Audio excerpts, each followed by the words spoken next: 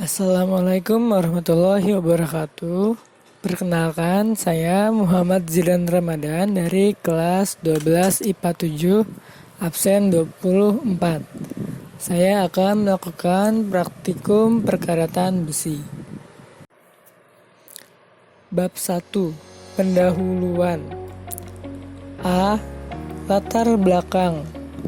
Korosi adalah suatu kerusakan atau degradasi suatu logam yang diakibatkan oleh reaksi redoks atau reduksi oksidasi antara suatu logam dengan berbagai zat di lingkungannya yang dapat menghasilkan senyawa-senyawa yang tidak dikehendaki.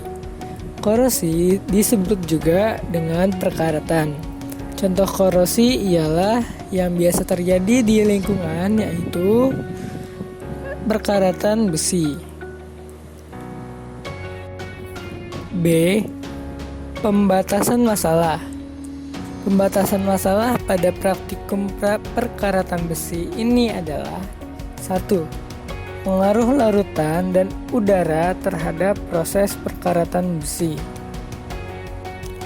C. Rumusan masalah. Rumusan masalah dalam praktikum ini adalah 1. Bagaimana pengaruh larutan dan udara terhadap proses perkaratan besi. 2. Bagaimana perbedaan perkaratan besi antara larutan yang dikenai dan tidak dikenai udara. Ketiga, bagaimana perbedaan perkaratan besi antar larutan. Yang keempat, bagaimana korosi dapat terjadi. D. Tujuan praktikum. Tujuan praktikum ini adalah yang pertama, untuk mengetahui pengaruh udara terhadap perkaratan besi. Yang kedua, untuk mengetahui pengaruh larutan terhadap perkaratan besi. Bab 2. Kajian pustaka. Proses korosi pada besi dapat dibagi menjadi dua macam. Reaksi redoks terpisah, yaitu yang pertama, proses hilangnya besi. Bagian besi yang hilang pada umumnya ialah bagian besi yang mengalami kontak atau terkena dengan air. Bagian ini disebut daerah anoda. Reaksi oksidasi besi dapat terjadi, yaitu Fe solid menjadi Fe2+ aquos ditambah 2 elektron. Atom Fe kehilangan elektron, lalu terbentuklah cekungan di bagian hilangnya besi. Selanjutnya, elektron terlepas dan mengalir ke bagian dengan konsentrasi oksigen tinggi yang secara umum terletak di bagian tepi tetesan air, tempat di mana terbentuknya cekungan tersebut. Bagian ini disebut daerah katoda, di mana elektron yang terlepas dari atom besi mereduksi O2 seperti berikut. O2 gas ditambah 2H2 larutan L liquid ditambah 4 elektron menjadi 4 OH- aquos, atau O2 gas ditambah 4H+ aquos ditambah 4 elektron menjadi 2H2O liquid. Reaksi reduksi yang terjadi ialah reaksi reduksi oksigen dengan H+ sebagaimana mediumnya terjadi korosi yang cenderung bersifat asam, dan reaksi reduksi dalam suasana asam cenderung lebih spontan. Keseluruhan reaksi hilangnya besi tanpa pembentukan karat sebagai berikut. 2Fe solid ditambah O2 gas ditambah 4H+ aquos menjadi 2Fe2+ aquos ditambah 2H2O liquid. B. Proses pembentukan karat. Karat besi yang merupakan suatu senyawa padatan yang berwarna coklat kemerahan, terbentuk pada reaksi redoks yang berbeda dengan reaksi sebelumnya. Nah, ion-ion Fe2+ terbentuk pada daerah anode terdispersi dalam air dan kemudian bereaksi dengan O2 membentuk Fe3+ dalam karat. Keseluruhan reaksi pada proses ini adalah 2 Fe2+ aqueous ditambah setengah O2 gas ditambah 2 plus N H2O liquid aqueous menjadi Fe2O3 titik NH2O solid ditambah 4H+ aqueous. Bab 3. Metode praktikum. A. Waktu dan tempat. Praktikum ini saya lakukan di rumah saya atau rumah Zidan pada hari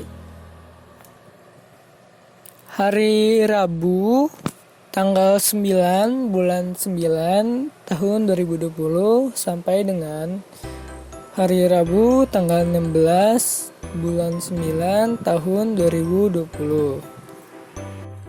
B. Alat dan bahan. Alat dan bahan yang akan digunakan dalam praktikum kali ini ialah sebagai berikut. Yang pertama, alat. Yang pertama ada 4 buah gelas plastik, 4 paku, 4 karet, dan 4 plastik. Yang kedua ada bahan, yaitu yang pertama kita memerlukan air putih, larutan garam, air sabun, dan minyak goreng. C. Prosedur kerja. Adapun prosedur kerja dalam praktek ini adalah sebagai berikut. Nomor 1. Masukkan air putih ke gelas nomor 1. Larutan garam ke nomor 2, air sabun ke nomor 3, dan minyak goreng ke nomor 4. Selanjutnya, beri label nomor pada setiap gelas sampel. Lalu, masukkan paku ke dalam gelas. Kemudian, ikat gelas sampel dengan plastik hingga rapat, kecuali air putih yang berada di nomor 1. Terakhir, laporkan sampai 7 hari berturut-turut. Bab 4. Hasil dan pembahasan.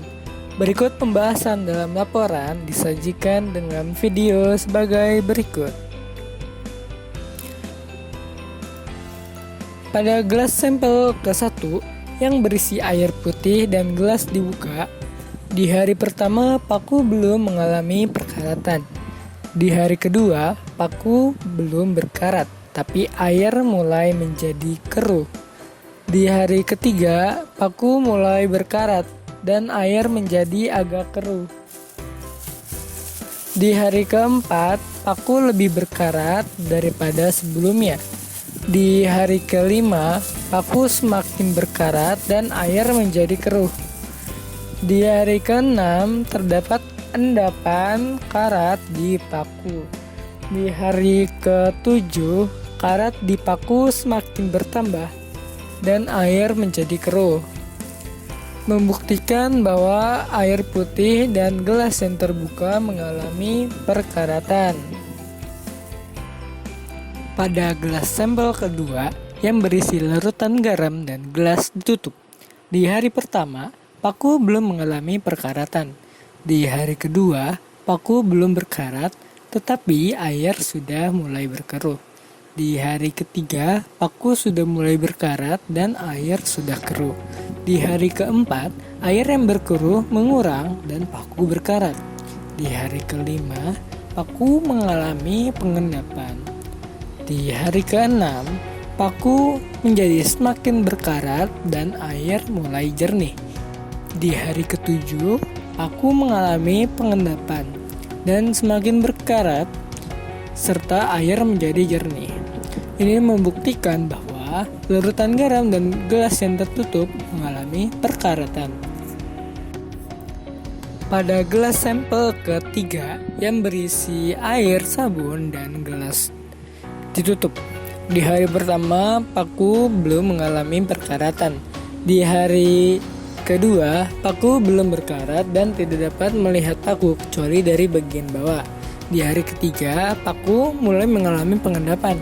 Di hari keempat, paku mengalami pengendapan di bagian bawah, yaitu di bagian ujung paku. Di hari kelima, paku semakin mengalami pengendapan. Di hari ke-6, sabun mengendap di bagian atas paku dan tepat di bagian bawah gelas. Di hari ke-7, zat yang mengendap di paku berwarna biru, membuktikan bahwa air, sabun, dan gelas tertutup mengalami perkaratan dan pengendapan.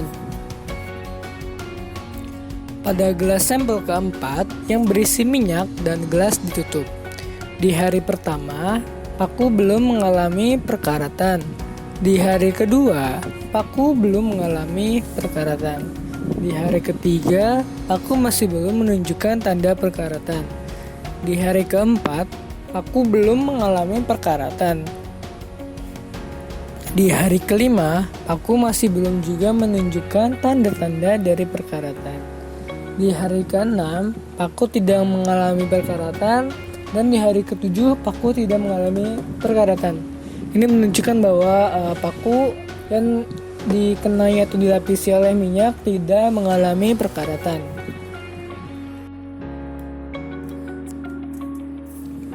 Bab 5. Penutup.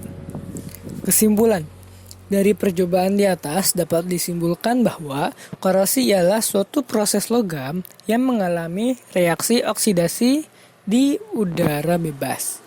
Korosi juga merupakan satu reaksi reduksi dan oksidasi antara logam dengan zat yang ada di sekitarnya dan menghasilkan suatu senyawa. Senyawa inilah yang biasanya dapat berupa oksidasi logam atau logam karbonat. Faktor yang menjadi penyebab terjadinya korosi antara lain yaitu air, oksigen, permukaan logam, sel elektrokimia, dan keelektrolitan larutan. Paku yang dimasukkan atau direndam dalam air putih dan terkena oksigen akan lebih cepat mengalami perkaratan daripada di larutan garam, air, sabun, dan tidak mengalami perkaratan di minyak goreng. Karena paku di air putih mengalami kelembaban yang lebih tinggi, maka dari itu besi akan lebih cepat berkarat. Air yang kadar oksigen terlarutnya lebih tinggi, maka perkaratan juga akan lebih cepat. Oksigen dari luar juga membantu terjadi prosesnya oksidasi pada paku. Pada paku di minyak goreng tidak mengalami proses perkaratan dikarenakan tidak adanya air dan udara yang menyebabkan terjadinya proses oksidasi. Terima kasih sudah mendengarkan. Mohon maaf jika ada kesalahan. Saya Zidan. Wassalamualaikum warahmatullahi wabarakatuh.